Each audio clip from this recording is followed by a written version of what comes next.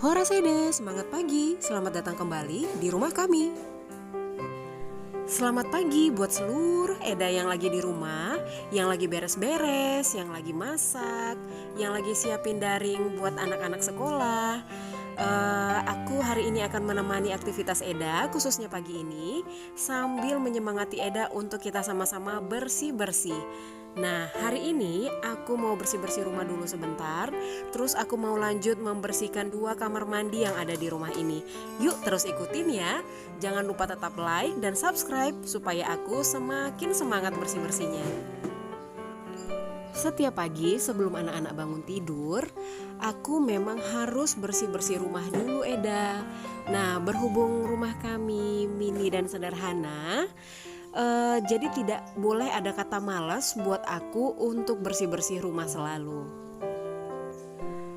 Jadi beberapa waktu yang lalu aku sempat menggunakan jasa asisten rumah tangga, Eda.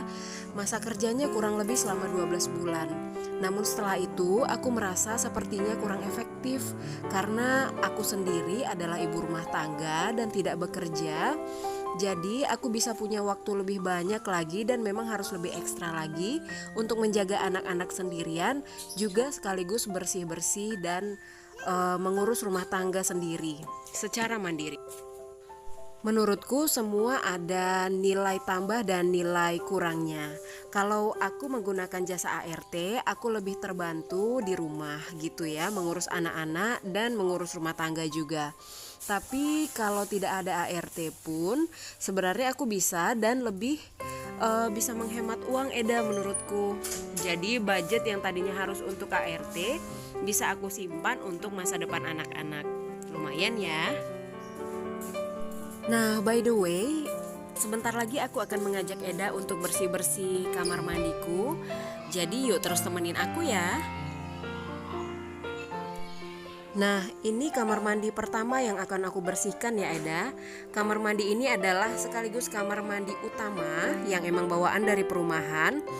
Terus di sebelah atas ada dibuat exhaust fan sama suamiku dulu, karena kamar mandi ini tidak memiliki ventilasi dan memang tidak bisa juga diberikan ventilasi karena model perumahannya cukup rapat-rapat ya. Supaya sirkulasi udaranya lebih bagus, jadi kami memutuskan untuk membuat exhaust fan di atas. Nah, ini juga Eda bisa lihat sendiri, airnya kuning dan ada endapan seperti lumut.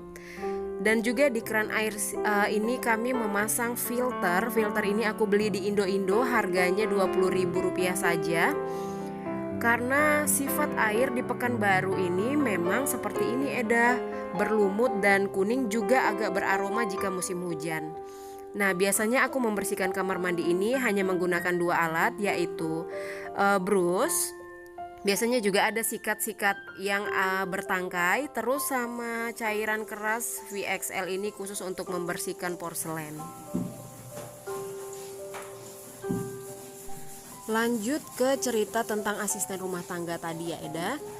Jadi aku berpikir memang menggunakan jasa ART ini sangat-sangat membantu kita, apalagi untuk ibu rumah tangga yang sekaligus memiliki pekerjaan sampingan atau seorang ibu yang memang kerja kantoran, mungkin memang sangat membutuhkan jasa ART.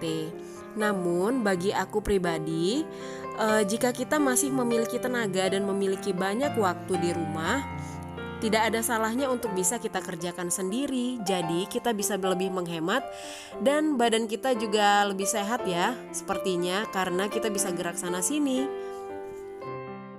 Terlebih lagi kalau menggunakan jasa ART, menurut aku pribadi ya, kalau mau bilang ini itu atau nyuruh ini itu rasanya kalau pekerjaannya tidak dikerjakan secara maksimal dan disiplin, rasanya aku jadi makan hati sendiri, Eda.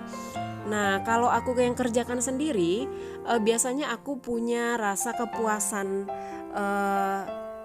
yang lebih lagi gitu, karena memang aku mengerjakannya sesuai dengan keinginan dan kemauanku.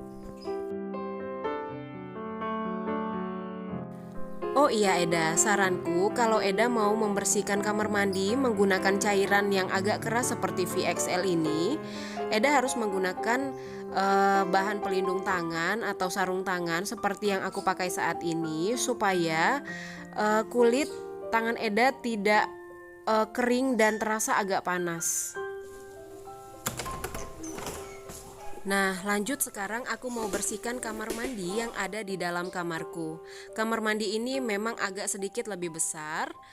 Tujuannya aku buat kamar mandi di dalam kamar supaya aku tidak harus keluar-keluar kalau mau buang air kecil di saat tengah malam atau anakku lagi buang air besar di tengah malam. Jadi aku lebih dimudahkan aja dengan adanya kamar mandi ini. Tadinya rencananya di kamar mandi ini aku pengen buat wastafel. Cuma menurut tukangnya ada beberapa hal yang harus diperhatikan untuk membuat wastafel karena beberapa alasan. Jadi tidak jadi membuat wastafel deh di kamar mandi ini. Untuk meminimalisir budget saat pembuatan kamar mandi ini dulu, aku dan suami memutuskan untuk tidak menggunakan bak mandi. Jadi bak mandinya atau tempat untuk menampung air, kami menggunakan ember besar yang sudah lama kami pakai semenjak dari kontrakan dulu.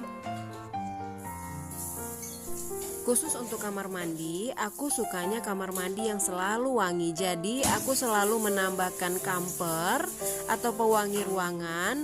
Juga tidak lupa aku menggunakan karbol wangi seperti Wipol.